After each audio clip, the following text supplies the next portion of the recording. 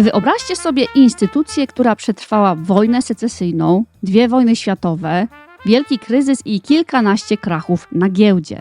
Galeria Knoedler na Manhattanie nie była po prostu sklepem z obrazami. To była katedra. Jeśli należeliście do nowojorskiej socjety i chcieliście, by sąsiedzi z Upper East Side traktowali cię poważnie, kupowało się w Knoedlerze. To tam swoje kolekcje budowali Rockefellerowie i Melonowie. Przez 165 lat nazwisko Knoedler było gwarancją autentyczności silniejszą niż jakikolwiek certyfikat. Aż do pewnego listopadowego poranka w 2011 roku, kiedy galeria bez żadnego ostrzeżenia zamknęła drzwi na 4 spusty. W świecie sztuki to było jak ogłoszenie upadłości przez Watykan. Dziś w Art Perspective opowiem Wam o tym, jak najbardziej prestiżowa galeria w Ameryce stała się największą pralnią fałszywek w historii. To nie jest opowieść o jednym sprytnym fałszerzu. To opowieść o tym, jak potężna instytucja sprzedała swoją duszę za parę milionów dolarów, licząc na to, że nikt nigdy nie odważy się krzyknąć: król jest nagi. Wszystko zaczęło się niewinnie, jak każda dobra katastrofa. Pod koniec lat 90. do dyrektorki galerii Ann Friedman zgłosiła się kobieta nazwiskiem Glafira Rosales. Nie była nikim znanym, nie miała rodowodu. Miała za to coś, co sprawiło, że serce każdego marszanda bije szybciej. Dostęp do nieznanych arcydzieł. Rosales stwierdziła, że reprezentuje anonimowego kolekcjonera, pana, dajmy na to X, który odziedziczył fortunę po ojcu. Ten ojciec miał rzekomo kupować obrazy bezpośrednio z pracowni największych tytanów ekspresjonizmu abstrakcyjnego: Marka Rothki, Jacksona Pollocka, Roberta Mordwella. Dla galerii Knoedler to był dar z niebios. Te obrazy nie miały proweniencji. Żadnych faktur, żadnych listów, żadnych wpisów w katalogach, ale były piękne. I co najważniejsze, były tanie. Galeria kupowała je od Rosales za ułamek rynkowej wartości, a potem sprzedawała kolekcjonerom za 5, 10, 15 milionów dolarów. W normalnych warunkach brak dokumentacji to dla galerii czerwona flaga wielkości boiska do futbolu. Ale Knoedler miało coś, czego nie kupisz za pieniądze. Autorytet. Jeśli Knoedler mówił, że to nowo odkryty Rothko, to znaczy, że to nowo odkryty Rothko, prawda? Prawdziwym autorem tych arcydzieł, w cudzysłowie, nie był ani Rothko, ani Pollock. Był nim Pei Shen An. Chiński imigrant i niespełniony artysta, który sprzedawał swoje prace na ulicach Greenwich Village za kilkadziesiąt dolarów. Qian był genialnym naśladowcą. W swoim małym garażu w Queens, przy użyciu herbaty do postarzania płótna i odkurzacza do nanoszenia historycznego kurzu, tworzył obrazy, które oszukały najwybitniejszych ekspertów na świecie. Za każde płótno, które galeria Knoedler sprzedawała później za miliony, Qian dostawał od Rosales i jej partnera parę tysięcy dolarów. Sarkazm tej sytuacji polega na tym, że te fałszywki były zbyt dobre. Qian nie kopiował istniejących obrazów. On malował nowe dzieła w stylu mistrzów. Robił to z taką lekkością, że nawet konserwatorzy, patrząc na próbki pigmentów, dawali się nabrać. Bo przecież w świecie sztuki nikt nie chce psuć zabawy.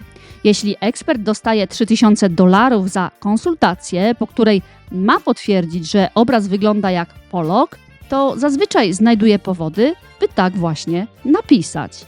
Bańka pękła, gdy jeden z kolekcjonerów, Domenico De Sol, były szef Gucci, kupił Rothkę, w cudzysłowie, za $8,3 miliona. Kiedy próbował go odsprzedać, rzeczoznawcy nabrali podejrzeń.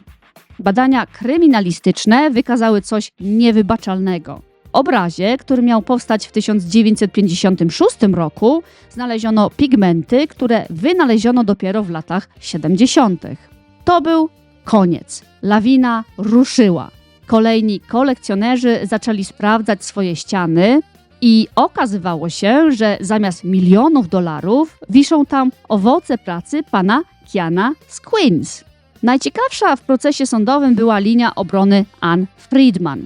Twierdziła ona, że też była ofiarą, że tak bardzo wierzyła w te obrazy, że nie przyszło jej do głowy, by sprawdzić ich pochodzenie. I tu wracamy do lekcji z odcinka o Tonym Tetro. W świecie sztuki wiara jest potężniejsza niż dowody. Galeria Knoedler nie sprzedawała obrazów, sprzedawała przynależność do elity. A elita nie lubi przyznawać się do tego, że dała się nabrać kobiecie znikąd i Chińczykowi z garażu. Galeria Knoedler zniknęła, ale smród pozostał. Ta sprawa obnażyła brutalną prawdę. System ekspercki jest dziurawy jak sito. Historycy sztuki, którzy przez lata potwierdzali autentyczność fałszywek, nagle zamilkli. Nikt nie chciał brać odpowiedzialności. Co stało się z Pei Shen-kinem? Kiedy FBI zapukało do jego drzwi, uciekł do Chin. Nie może zostać poddany ekstradycji.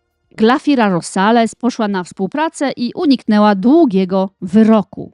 Pieniądze, większość z nich rozpłynęła się w sieci kont offshore.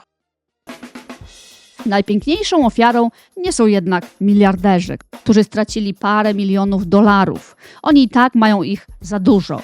Największą ofiarą jest zaufanie. Dziś, gdy na aukcję trafia nieznane dzieło wybitnego modernisty, wszyscy patrzą na nie z ukosa. Każdy nowo odkryty obraz niesie w sobie cień garażu w Queens. Historia Galerii Knoedler to klamra spinająca naszą opowieść o rynku sztuki. W odcinku o Tetro widzieliśmy rzemieślnika, który dostarczał systemowi to, czego chciał. W odcinku o Salvator Mundi widzieliśmy, jak geopolityka i marketing potrafią wykreować wartość z niczego. A tutaj, w Knoedlerze, zobaczyliśmy, jak pycha i chciwość potrafią zniszczyć stuletnią legendę w mgnieniu oka. Rynek sztuki nie jest miejscem dla naiwnych. To dżungla, w której najgroźniejszym drapieżnikiem nie jest fałszerz, ale instytucja, która obiecuje nam bezpieczeństwo. Pamiętajcie o tym następnym razem, gdy wejdziecie do muzeum i poczujecie ten nabożny dreszcz przed wielkim nazwiskiem. Pytajcie nie o to, co widzicie, ale o to, co sprawia, że wierzycie w to, co widzicie. Dziękuję, że byliście ze mną w tej podróży przez mechanizmy władzy i pieniądza. Jeśli te 3 historie pokazały wam sztukę z innej strony, tej mniej kolorowej, a bardziej cynicznej, to znaczy, że Art Perspective spełniło swoje zadanie. Prawda o sztuce rzadko wisi na ścianie, częściej jest ukryta w przypisach, których nikt nie czyta i w milczeniu ludzi, którzy wiedzą zbyt dużo. Do zobaczenia w kolejnych śledztwach. Subskrybujcie, bo w tym świecie tylko wiedza jest prawdziwym autentykiem.